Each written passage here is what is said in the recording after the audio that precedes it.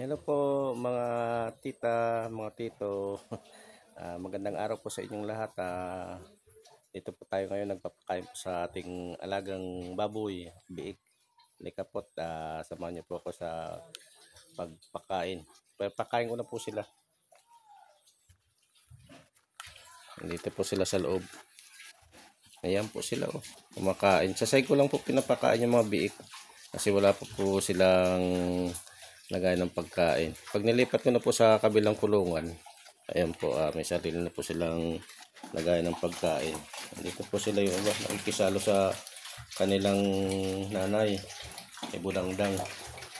Ayan po, malalaki na po yung mga biik. Malalakas na rin kumain. Ayan, paubos na nga po yung pagkain nila. Ano po, Tita Bel, Tita Merna, ito na po yung mga biik. Malalaki na po. Bali po, sakto na po 1 buwan sila ngayong araw. Dito po sila nakikigulo sa nanay nila. Buti lang mabait si Budangdang. Hindi niya inaaway yung anak niya habang sumasalo sa kanya. Kasi yung ibang baboy po, inaano po nila yung sumasalo sa kanila kahit anak nila. Si Budangdang mabait. Ayan po. Ayan. Ito ko po sila pinakain kanina. Ayan, malaki na sila. Budak-budak. Budak-budak. Ayan po sila. Budak-budak-budak. Malaki na.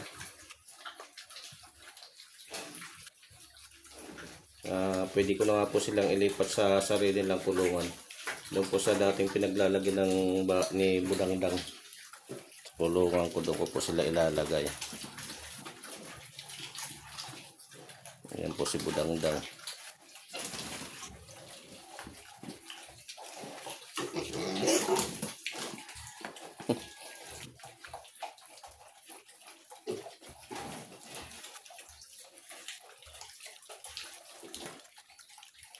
Budak-budak. Mga budak-budak. Lapit pa sa cellphone.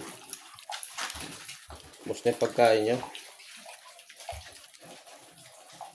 Budak-budak-budak. Budak-budak. Po, malalaki na po sila. Yung budak-budak. Budak-budak. Ayan.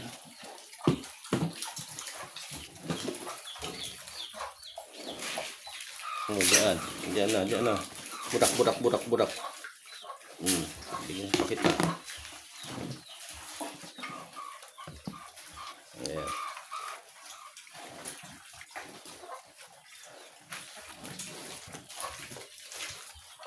Sila budak-budak. Dumidede pa po sila sa nanay nila. Mas maganda po yung kumakain na para hindi pa masyado mangayayat yung inahin.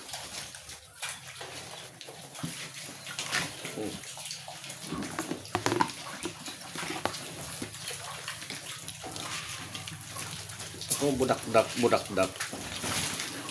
Away-away pa kayo sa pagkain, oh.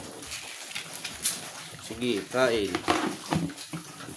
Ganyan po sila kagulo pag pinapakain. Minsan nag-aaway po yan. Tumatambling po yun siya.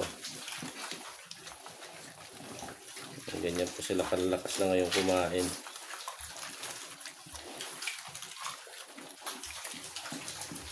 Ayan po, Tita Bel. Malaki na po yung baboy natin, Tita Merna. Parang kailan lang mga bulinggit pa. Malalaki na po. Sakto na po sila 1 buwan ngayong araw na to.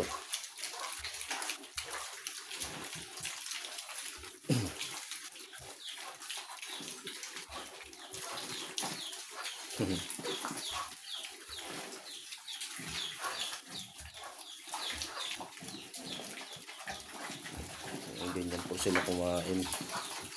Pasensya na po kayo kung sasaig lang po natin na pinapakain yan kasi wala pa silang sariling kulungan. doon po sa paglilipatan natin may sarili na po silang na pakainan doon, yung kulungan na yung dating pinaglalagyan ni Budangdang. Ni Budangdang, ubos na pagkain mo, Budangdang. Si Budangdang, ubos na yung pagkain niya. Ganyan po yung gagawin nating lagay ng pagkain nila, yung mga biik doon sa isang kulungan. At bukas pwede ko na po silang ilipat kasi malalakas naman po kumain para hindi masyado mayayat yung inahin. Yung iba po pinaabot na ng 45 days bago Si Budangdang nga po kinuha ko yan 25 days pa lang po yan sa pinagkuhaan ko. Masyado pang maliit.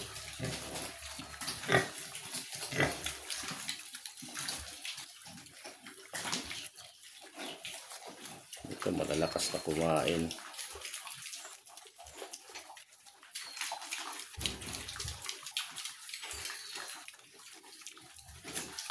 Ito po yung palagi hinahanap ng maglilitsyon, yung lang, mestizo lang kaysa sa hybrid po na baboy. Mas masarap po kasi yung karne nito. Sa susunod po kukuha na ako ng pagkain nila sa bukid, yung mga yung sinasaing pa.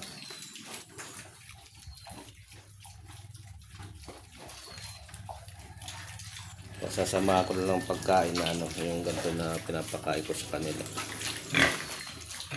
para mas tipid-tipid. Ang Budangdang, wala na, mamaya papainumin ko kayo. Ayan, Tita Bel, Tita Merna, wala na po yung biik.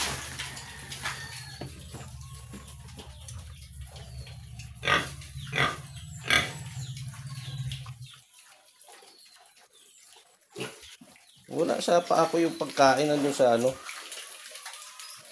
Mahilig po sila kasi lumapit sa akin pag humihingi ng pagkain. Pagpapasok po ako dito sa kulungan. Yung short ko. Hihila pa yung short ko. Nanghihingi pa ng pagkain. Ayan po. Thank you po kay Tita Bel, Tita Merna. Hanggang dito lang po yung video ko mga tita. Napakita ko na po yung mga baboy natin, malalaki na po. Pwede na po nating ilipat kahit anumang oras po sa kanilang sariling kulungan para po yung inahin tumaba na naman ulit. Ayan ko lang yung luna. Nagulat tuloy kayo. Yan, bye-bye po mga Tita Bel, Tita Merna. Ingat po kayo kung saan man po kayo naroroon. God bless po sa inyo. Yan po. Bye-bye po.